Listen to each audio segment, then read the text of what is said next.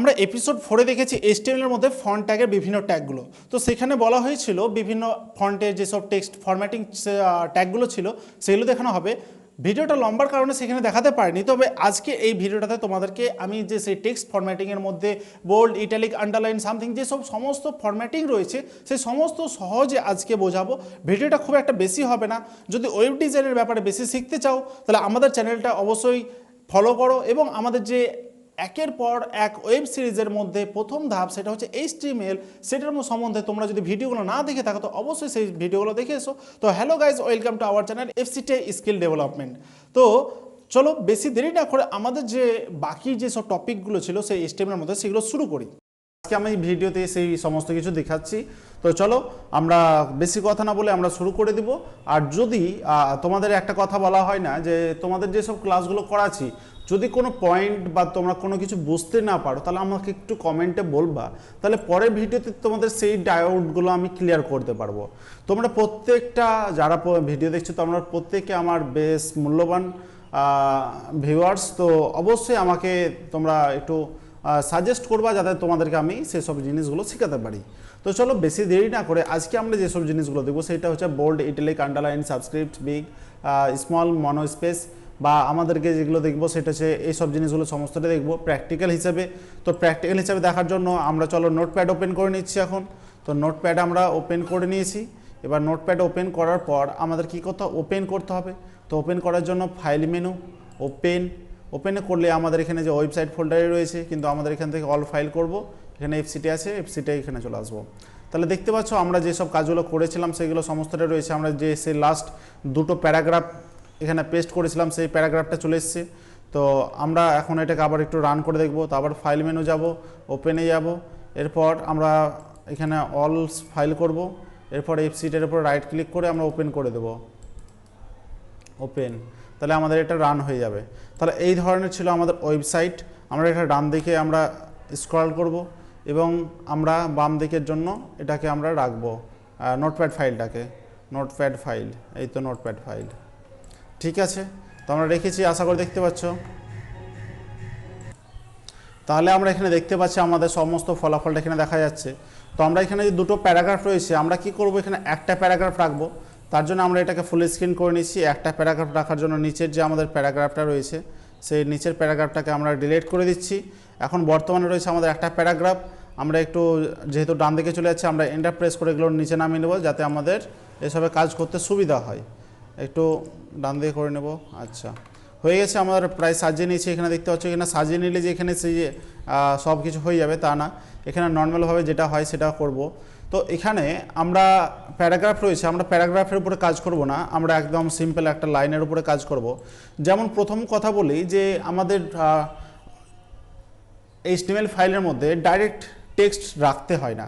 সেটা direct text রাখলে বিভিন্ন অনেক ট্যাগ আছে যেসবগুলো আমরা ব্যবহার করতে পাবো না। তো তার জন্য আমরা কি করব, একটা প্যারাগ্রাফ ট্যাগ ইউজ করব। প্যারাগ্রাফ ট্যাগ মিনস হচ্ছে পি ট্যাগ হচ্ছে প্যারাগ্রাফ। তো আমরা পি ট্যাগ ইউজ করব। তো পি ট্যাগ ইউজ করলে তারপরে আমরা যা কিছু রাখবো সেই সমস্ত কিছুর ভিতরে রাখতে পারবো। যেমন এখন বর্তমানে আমি রাখছি যে অল কম্পিউটার ট্রেনিং আর প্রোভাইড হেয়ার, ওকে। তো আমি এখানে এই প্যারাগ্রাফটাকে আমরা ক্লোজ করব। তো এখানে আশা করি দেখতেই পাচ্ছ আমাদের প্যারাগ্রাফটা ক্লোজ হয়েছে। আমরা এখন এটাকে যদি সেভ করি, আমরা যদি এখানে রিফ্রেশ করি, তাহলে আমরা এখানে দেখতে পাচ্ছি এখানে এই রয়েছে, চলে এসছে আমাদের নর্মালভাবে চলে এসছে সমস্ত কিছুই। তো এবার এখানে আমরা একের পর এক করে এটার উপরে আমরা সমস্ত কিছু অ্যাপ্লাই করব। কি অ্যাপ্লাই করব? প্রথম কথা হচ্ছে আমরা এখানে ইউজ করব সেটা হচ্ছে বোল্ড আর স্ট্রং। তো আমরা যে লেখাটা রয়েছে এবার একটু খেয়াল করো, এই যে লেখাটা আছে এই লেখাটার আগে আমি কি করব, বোল্ড ইউজ করব। বোল্ডের ট্যাগ হচ্ছে বি ফর বোল্ড। তাহলে আমাদের বোল্ড ট্যাগ হলো, বোল্ড মানে কি, আমরা মাইক্রোসফট অফিসে যখন করি বা বোঝাই তখন বোল্ড কথার অর্থ হচ্ছে মোটা। তো লেখাকে আমরা যদি মোটা করতে চাই তাহলে আমরা ইউজ করতে হয় বোল্ড। তাহলে বি লিখলাম। এবার আমরা যদি এখানে আমরা বিটাকে শেষ করি, আমরা এই প্যারাগ্রাফের আগেও করতে পারি পরেও করতে পারি, কোনো চাপ নেই। আমি আগে করে নিলাম, কোনো ব্যাপার না, বি ট্যাগ। তাহলে বি ট্যাগ হয়ে গেল। আমি একবার রিফ্রেশ করে দেখব, এটাকে এখন এদিকে একটু খেয়াল রাখিও, আমি জাস্ট রিফ্রেশ করব, এখানে রিফ্রেশ রিলোডে ক্লিক করলাম, দেখো এখানে বোল্ড হয়ে গেছে। তাহলে এখানে বুঝতে পারছি আমাদের বি ট্যাগ কাজ করেছে। তাহলে বি ট্যাগের কথার অর্থ হচ্ছে যে আমাদের লেখাকে মোটা করা। তাহলে আমরা এইভাবে আমরা কাজ করতে পারবো। তারপর আরও কি রয়েছে, স্ট্রং। বোল্ড আর স্ট্রংয়ের কাজ হচ্ছে একই। আমরা যদি বি ট্যাগটা উঠিয়ে আমরা যদি এখানে লিখি স্ট্রং, STRONG, স্ট্রং, স্ট্রং ট্যাগের কাজ হচ্ছে একই। আমরা আবার এই বি ট্যাগটাকে উঠিয়ে আমরা এখানে যদি স্ট্রং লিখে দিই, STRONG, স্ট্রং, তো আমরা এটা সেভ করি, তাহলে এখানে দেখতে পাবো কোনো চেঞ্জেস নেই, কোনো চেঞ্জেস পাবো না এখানে। কারণ কোনো চেঞ্জেস নেই এই জন্যে, কারণ বোল্ড ছিল এখন স্ট্রংয়ে রয়েছে। আমরা চেঞ্জেস পাবো সাপোজ ধরো এই যে কোনো একটা সাপোজ পাওয়ারফুল ওয়ে, আমরা পাওয়ারফুল ওয়েকে কী করবো, বোল্ড করবো, মানে মোটা করব। তাহলে আমরা এই যে পাওয়ারফুল ওয়ে আছে তার আগে গিয়ে আমরা বি ট্যাগ লাগিয়ে দেবো বা স্ট্রং ট্যাগ লাগিয়ে দেবো। তারপরে আমরা কি করব, আমরা এই যে ওয়ে রয়েছে এই ওয়ের উপরে আমরা ওয়ের পরে আমরা কি করব, এই বি ট্যাগটাকে ক্লোজ করে দেবো। এবার আমরা যদি সেভ করি তাহলে এবার আমরা রিফ্রেশ করছি, একটু খেয়াল রাখি পাওয়ারফুল ওয়েতে। যখনই আমরা এখানে রিফ্রেশ করবো দেখো এখানে শুধুমাত্র পাওয়ারফুল ওয়েটা শুধুমাত্র কি হয়েছে, মোটা হয়ে গেছে, গাঢ় হয়ে গেছে। তো এইভাবে আমরা এখানে খুব সহজে আমরা বোল্ড ট্যাগ বা এইভাবে আমরা কাজ করতে পারি, স্ট্রং ট্যাগ ব্যবহার কাজ করতে পারি। এবার আমাদের বাকি যে সব ট্যাগগুলো রয়েছে, যেমন ইটালিক ট্যাগ, ইটালিক হচ্ছে লেখাকে ট্যারা করার জন্য। তো আমি আবার কি করছি, আমরা আবার একটা ট্যাগ লাগাচ্ছি আই ট্যাগ। তো ইটালিক ট্যাগ মিনস হচ্ছে আই ট্যাগ। তো আমরা আই ট্যাগ এখানে প্রয়োগ করলাম, আমরা আই ট্যাগটাকে এখানে ক্লোজ করে দেবো, আই ট্যাগকে এখানে ক্লোজ করে দেবো। এগুলো নিয়ে অত মানে চাপের কিছু নেই। দেখো এখানে দেখতে পাচ্ছ আমাদের লেখাগুলো ট্যারা হয়ে গেছে, একটু আগে নর্মাল ছিল। আমি যদি এখন এই আই ট্যাগটাকে উঠিয়ে দিই তাহলে আবার নর্মালটাতে চলে আসবে, উঠিয়ে দিলাম, এবার সেভ করলাম, এবার দেখতে পাচ্ছ নর্মালে চলে এসছে। আবার আমি আই ট্যাগটাকে যদি নিয়ে চলে আসি তাহলে আমাদের কী হবে, লেখাটা একটু বেঁকানো হয়ে গেছে। তো এই বেঁকানো স্টাইলটাকে বলা হয় ইটালিক। তো ইটালিক হয়ে গেল। তো এই যে বোল্ড হলো, ইটালিক হলো, তাছাড়া এরকমভাবে সমস্তটা রয়েছে। তোমরা অনেকে এই ট্যাগের ক্ষেত্রে অনেকে তোমাদের প্রবলেম হতে পারে, তার জন্য তোমাদের সুবিধা করার জন্য তোমরা কি করবা, তোমরা যদি ভালোভাবে শিখতে চাও তোমাদের খাতা নিয়ে তোমাদের প্রতিটা ট্যাগ, এই যে সব ট্যাগগুলো বলছি ট্যাগের লিস্ট করতে হবে। সেই ট্যাগের লিস্ট করে তোমাদের প্রয়োজন মতো ডান দিকে তার ব্যাপারে লিখে নিতে হবে। যেমন ইটালিক, ইটালিক হচ্ছে আই ফর, মানে আই ট্যাগের সামনে দিলা, ইটালিক হচ্ছে লেখাকে বেঁকানোর জন্য। তো এইসবভাবে লিখে দিলে তাহলে তুমি সুবিধা হয়ে গেল। তাহলে এরকমভাবে কাজগুলো করতে তোমাদের বা মনে রাখতে তোমাদের সুবিধা হবে। এবার ধরো আমরা নেক্সট যে ট্যাগ রয়েছে সেই ট্যাগটা দেখব। তারপরে হচ্ছে এমফাসিস। এমফাসিস মানে হচ্ছে যে লেখাটা রয়েছে প্রায় এই ইটালিক বা এমফাসিস প্রায় একের কাছাকাছি। তবে এমফাসিসে কী হয়, একটু স্টাইলটা আলাদা হয়। আমি ইটালিকটা উঠিয়ে দিছি, তারপরে আমি এমফাসিস ট্যাগটা ইউজ করছি। ইটালিক ট্যাগটা দেখো উঠিয়ে দিলাম আমি এখন। এবার আমরা ইউজ করব এমফাসিস ট্যাগ। তো এমফাসিস ট্যাগের জন্য আমাদেরকে যেটা ইউজ করতে হবে সেটা হচ্ছে ইএম ট্যাগ। তাহলে আমরা এখানে জাস্ট লিখব ইএম ট্যাগ। আচ্ছা, আমরা এটাকে একবার তো সেভ করেছি, এটাকে একবার রিফ্রেশ করে নেব। আচ্ছা সরি, এটার জন্য এটা চলে গেছে। এবার আমরা দেব ইএম ট্যাগ, ইএম। হ্যাঁ, ট্যাগ বললেই আমাদের গ্রেটার দ্যান লেস দ্যান দিতে হবে, ঠিক আছে? এটা আমরা মুখে বলবো না যে গ্রেটার দ্যান লেস দ্যান, এগুলো তোমাদের বুঝে নিতে হবে। হয়ে গেল। এবার আমরা রিফ্রেশ সেভ করব, রিফ্রেশ করব। এবার দেখো প্রায় ইটালিকই টাইপের হয়েছে, একটু স্টাইলটা আলাদা হয়েছে। তো আমাদের ইটালিক আর এমফ্যাসিসের কাজ হচ্ছে একই। তাহলে বোল্ড আর স্ট্রং হচ্ছে এক, আর ইটালিক আর ইএম হচ্ছে এক। তাহলে এরকমভাবে আমাদের সমস্ত কিছু বুঝতে হবে। এবার যে নেক্সট অপশান রয়েছে মার্ক।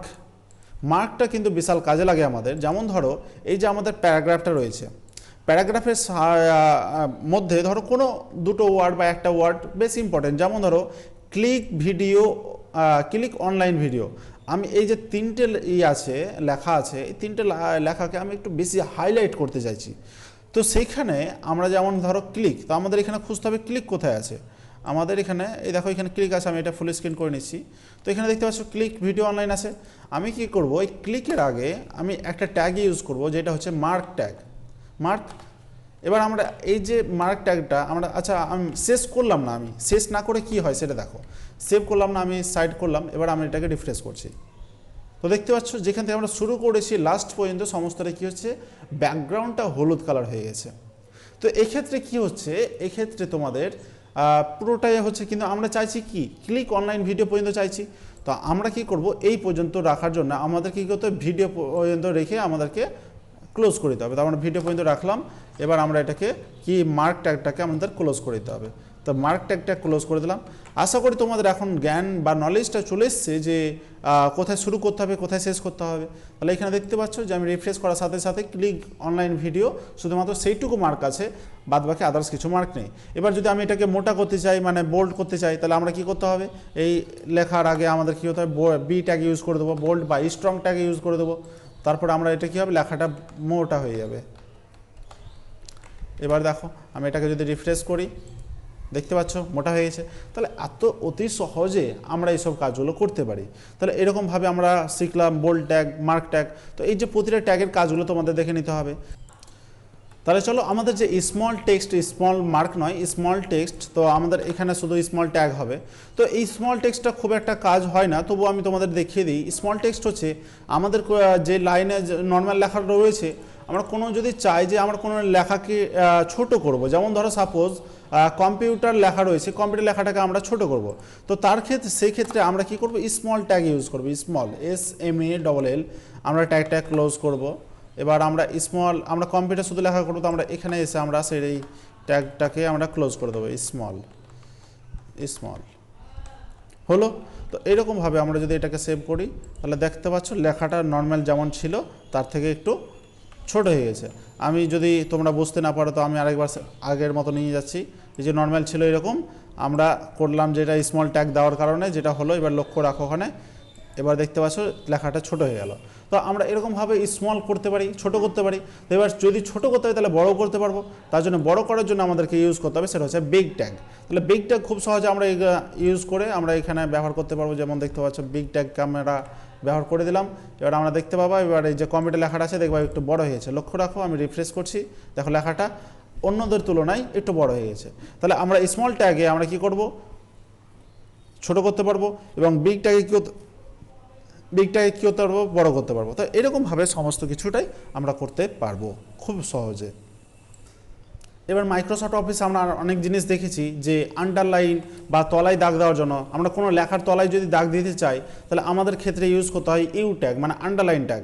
তো আমরা এই যে এখানে রয়েছে, আমরা কি করব, আমরা এই পুরো লেখাটাকে আন্ডারলাইন করব, বা কোনো একটা পার্টিকুলার একটা জায়গাতে আমরা যদি আন্ডারলাইন করতে, যেমন ধরো ট্রেনিং প্রোভাইড হেয়ার, বা ট্রেনিং আর প্রোভাইড, আমি এই তিনটে ওয়ার্ডকে আমি আন্ডারলাইন করব। তার জন্য আমরা কি করব, এই যে ট্রেনিং, তো ট্রেনিংয়ের আগে যাব আমরা, ট্রেনিংয়ের আমরা কী করব, ইউ ট্যাগ ইউজ করব। ইউ ট্যাগ মিনস হচ্ছে আন্ডারলাইন, আর প্রোভাইডের কাছে গিয়ে আমরা লাস্ট ইউ ট্যাগ ইউজ করব। ইউ ট্যাগ যদি আমরা এইটাকে ক্লোজ করে দিই, এবার আমরা এটাকে যদি সেভ করি, সেভ করার পর আমরা যদি এটাকে রিফ্রেশ করি, খেয়াল করবার ট্রেনিং প্রোভাইড হেয়ারে এখানে দেখবা তলায় দাগ হয়ে গেছে। দেখো এটা তলায় দাগ হয়ে গেছে। তাহলে ইউ ট্যাগ কাজ করে আমরা কি করতে পারবো, আমরা এখানে যেটা ইম্পর্টেন্ট সেখানে আমরা রাখতে পারবো। যেমন ধরো এবার আমরা কোনো ওয়ার্ড আছে কিন্তু আমরা বোঝাতে চাইছি যে এই ওয়ার্ডটা কাটা, যাকে আমরা মাইক্রোসফট অফিসে সেখানে আমরা স্ট্রাকচার বলে পরিচিত, সেই রকম যদি আমরা কোনো কিছু রাখতে চাই, যেমন ধরো এখানে ইওর ডকুমেন্ট লেখাটাকে আমি রাখবো কিন্তু আমি চাইছি সেটাকে কেটে দেবো। তো তার জন্য আমাদেরকে ইউজ করতে হবে del tag, DEL, del means হচ্ছে ডিলিট। ডেল ট্যাগ যদি আমরা ইউজ করি তাহলে কি হবে, আমরা এখানে আমরা সেটাকে ডিলিট হিসাবে দেখাবে। আমরা এটাকে ডেল ট্যাগটাকে সেভ করলাম। এবার আমরা এই যে ইওর ডকুমেন্ট আছে লেখাটা একটু খেয়াল করবা, এবার আমরা এটাকে রিফ্রেশ করছি, দেখতে পাচ্ছ লেখাটা কাটা। তো এরকমভাবে আমরা ট্যাগটাকে ইউজ করে যে কোনো লেখাকে আমরা ইউজ করতে পারবো। এটা তোমাদের বোরিং লাগলেও আমি তোমাদের একটা কথা বলি, যে কোনো কিছু যদি নিজস্ব তৈরি হয় না, একটা আলাদা ফিলিংস আসে। এই যে তোমরা হয়তো অনেকে শুনেছো যে আমরা কে একজন সফটওয়্যার তৈরি করেছে, কে এই তৈরি করেছে। তো সেইরকমভাবে তুমি নিজস্ব একটা তোমাদের এরকম একটা ওয়েবসাইট তৈরি করতে পারো, তোমার নিজস্ব একটা আবিষ্কার হবে এটা। সুতরাং এই যে আবিষ্কার তৈরি করতে গেলে সেই সমস্ত কিছু শিখতে হবে। তো সেই সমস্ত কিছু শিখতে হলে এগুলো একটু কষ্ট হলে একটু ধৈর্য ধরে এগুলো দেখতে হবে, ঠিক আছে। তো বাকি যেসব ট্যাগগুলো আছে একটু দেখে নিই আমরা। যেমনটা ধরো এখানে রয়েছে INS ট্যাগ, মানে ইনসার্ট ট্যাগ, তারপরে সাবস্ক্রিপ্ট আর সুপারস্ক্রিপ্ট। তো সাবস্ক্রিপ্ট সুপারস্ক্রিপ্ট হয়তো অনেকে জানো, আমরা একটু ইনসার্টটা দেখিয়ে দিই। ইনসার্ট আর আমাদের আন্ডারলাইন হচ্ছে একই জিনিস, INS এবং আন্ডারলাইন হচ্ছে একই জিনিস। তো আমাদের যেমনটা দেখলাম বি ট্যাগ আর স্ট্রং ট্যাগ একই জিনিস, আই ট্যাগ এবং EM ট্যাগ একই জিনিস, এবং ইউ ট্যাগ মানে আন্ডারলাইন ট্যাগ এবং INS ট্যাগ হচ্ছে একই জিনিস। তাহলে আমরা 6টা জিনিসকে একটা কাজে পেয়ে যাচ্ছি। তাহলে আমরা খুব সহজে আমরা বুঝে যাবো এটা। তারপরে এখানে রয়েছে সাবস্ক্রিপ্ট আর সুপারস্ক্রিপ্ট। সাবস্ক্রিপ্ট কি সুপারস্ক্রিপ্ট কি বুঝিয়ে দিচ্ছি।